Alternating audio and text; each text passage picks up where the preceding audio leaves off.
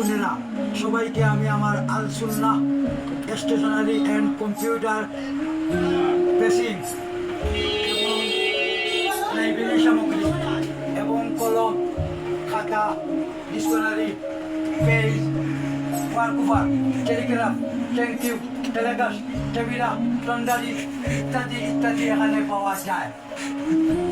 অতি শীঘ্রই তাড়াতাড়ি যোগাযোগ করুন আল সুন্নাহ কম্পিউটার অ্যান্ড স্টেশনারি।